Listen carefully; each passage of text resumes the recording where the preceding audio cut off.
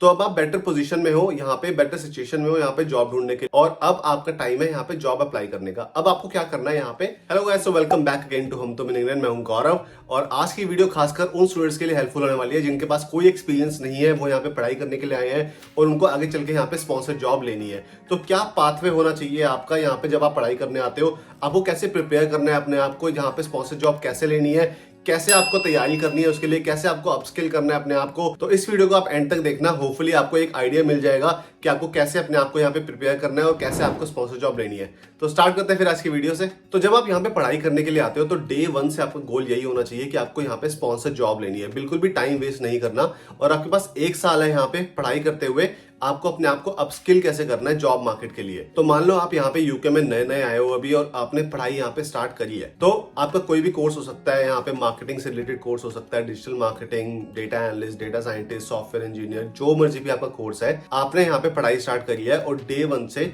आपको तैयारी करनी है कि स्पॉन्सर जॉब यहाँ पे कैसे मिलेगी। अब कैसे तैयारी करनी है, सबसे पहला जो आपको काम करना है वो यही करना है। सबसे पहले आपको यहाँ पे टियर 2 रेटेड जो कंपनीज की लिस्ट होती है, ए रेटेड कंपनीज की जो लिस्ट होती है, उसको आपको खोलना है और एक लिस्ट तैयार करनी है कि आपकी स्टडी से रिलेटेड, आपके कोर्स से रिलेटेड कौन कौन सी ऐसी कंपनीज है जो यहाँ पे जॉब दे रही है। मैं ए रेटेड कंपनीज की लिस्ट इसलिए बोल रहा हूँ क्योंकि आपको टाइम वेस्ट बिल्कुल भी नहीं करना कि आपको दूसरी कंपनीज में जॉब ढूंढनी है। अगर आप दूसरी कंपनीज में जॉब ढूंढने में लग गए तो आपको वो बाद में चल के वो आपको स्पॉन्सरशिप नहीं देंगी और आपका टाइम भी वेस्ट होगा।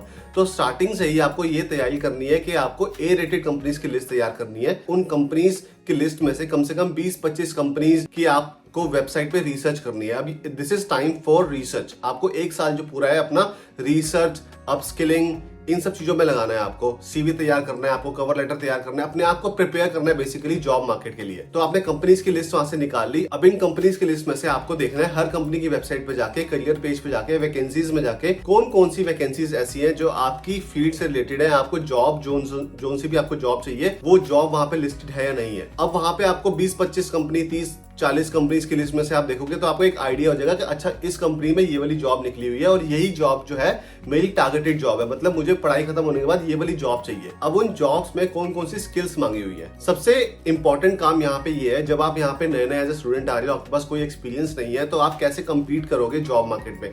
आपके पास स्किल्स होने चाहिए। Skills in the sense technical skills भी होने चाहिए, कम्युनिकेशन स्किल्स भी होने चाहिए और इंटरपर्सनल स्किल्स भी होने चाहिए। बेसिकली कंपनीज की वेबसाइट पे जब आप वैकेंसी सर्च करते हो तो वहां पे लिखा होता है जॉब डिस्क्रिप्शन क्या है उस जॉब की। तो वहां पे ये लिखा होता है कि आपके पास क्या क्या चीजें होनी चाहिए। आपको एक लिस्ट बनानी है कि ये लिस्ट है भाई, ये स्किल्स है और ये स्किल्स मुझे सीखनी ही पड़ेगी, अदरवाइज मुझे यहाँ पे जॉब नहीं मिलने वाली है। तो एक बार आपके पास स्किल्स आ गई, उसके बाद आपको क्या करना है, आपको कुछ ऐसी वेबसाइट है जैसे कि यूट्यूब हो गया, यूडीमी हो गया, कोर्सेरा हो गया, ये कुछ ऐसी वेबसाइट्स है जहाँ पे आप कोर्सेज जो है आप खरीद सकते हो और यहाँ पे आप सीख भी सकते हो। यूडीमी में क्या होता है, यूडीमी में कोर्स वहां पे आप खरीदते हो, पूरा कोर्स का एक स्ट्रक्चर होता है, आप एक एक करके एक एक स्किल उसमें सीखते हो।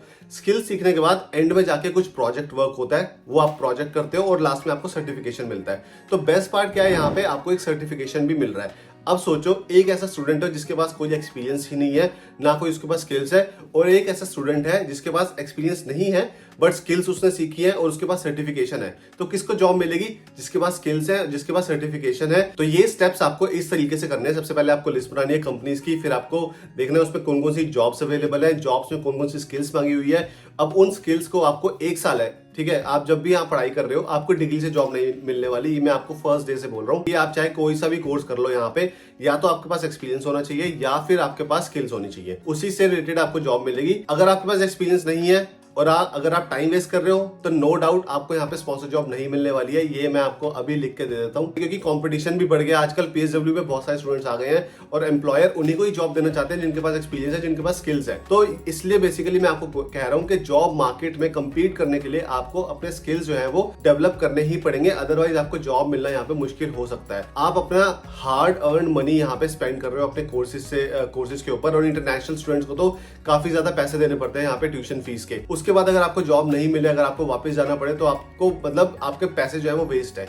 तो इसलिए आपको अपने ऊपर आपको टाइम स्पेंड करना है और ये देखना है कि आपको स्किल्स कैसे सीखने हैं। अब यहाँ यूडेमी और कोर्सेरा और यूट्यूब से आपको स्किल्स सीखने हैं, यहाँ पे सर्टिफिकेशन करनी है आपको। जितना भी आप कर पाओ, जितना भी स्किल्स आप सीख पाओ, मैं तो यही बोलूंगा जितने भी जॉब डिस्क्रिप्शन में स्किल्स लिखे हुए हैं सारे स्किल्स आपको आने चाहिए। चाहे आपके पास एक्सपीरियंस नहीं है बट आपके पास स्किल्स है, still there are better chances to get a job. अब आपने स्किल्स सीख लिया है और अब आपका टाइम है यहाँ पे जॉब अप्लाई करने का। अब आपको क्या करना है, यहाँ पे यूके सीवी फॉर्मेट में यहाँ पे आपको अपना सीवी बनाना है। अब वो कैसे बनाना है उसके लिए मैंने यहाँ पे ऑलरेडी वीडियो बना रखी है, तो वो आप वीडियो चेक कर सकते हो और उसमें मैंने आपको बताया कि आपको कैसे यहाँ पे सीवी बनाना है, कैसे आपको कवर लेटर बनाना है। तो आप अपने सीवी में एक सेक्शन ऐड कर सकते हो जैसे कि प्रोफेशनल डेवलपमेंट एक्सपीरियंस। अब उस सेक्शन में आप ये लिख सकते हो कि मैंने ये स्किल्स सीखी है, यहाँ से सीखी है और उसके अंदर मैंने ये सीखा है, ये प्रोजेक्ट वर्क किया है, ये मेरे पास सर्टिफिकेशन है। उससे क्या होगा, आपका सीवी जो है ना थोड़ा और प्रोफेशनल लगने लग जाएगा कि हाँ चल बंदे के पास एक्सपीरियंस नहीं है लेकिन उसने ये स्किल्स सीखी हुई है, उसके पास ये एक्सपीरियंस है, प्रोफेशनल डेवलपमेंट उसने अपने ऊपर काम किया है, अपने आप को अपस्किल किया है और अब वो जॉब मार्केट में रेडी है जॉब लेने के लिए। तो बेसिकली एम्प्लॉयर को या फिर रिक्रूटमेंट एजेंसी को ये श्योरिटी हो जाएगी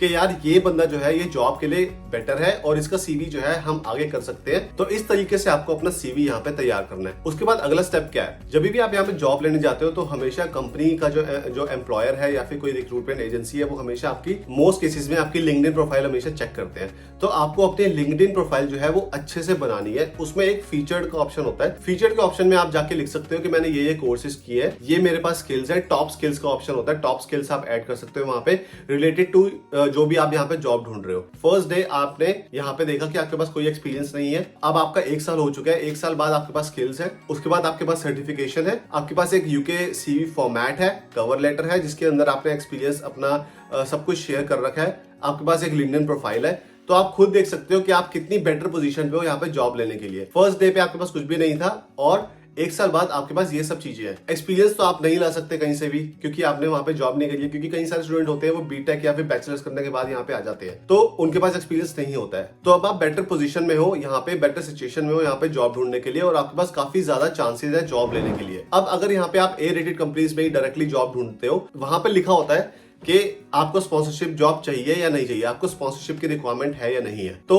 आपको वहां पे सेलेक्ट करना है कि आपको स्पॉन्सरशिप की रिक्वायरमेंट जो है वो नहीं है। यस, द रीजन इज जब भी आप यहाँ पे ये सिलेक्ट करते हो कि आपको स्पॉन्सरशिप की रिक्वायरमेंट है या स्पॉन्सरशिप आपको चाहिए, तो एम्प्लॉयर को ये लगता है कि आपको एक लिमिटेड सैलरी उसको देनी ही पड़ेगी। मतलब इतनी सैलरी, मतलब यहाँ पे 35,000 या फिर 40,000 उस जॉब से रिलेटेड आपको सैलरी देनी ही पड़ेगी एम्प्लॉयर को।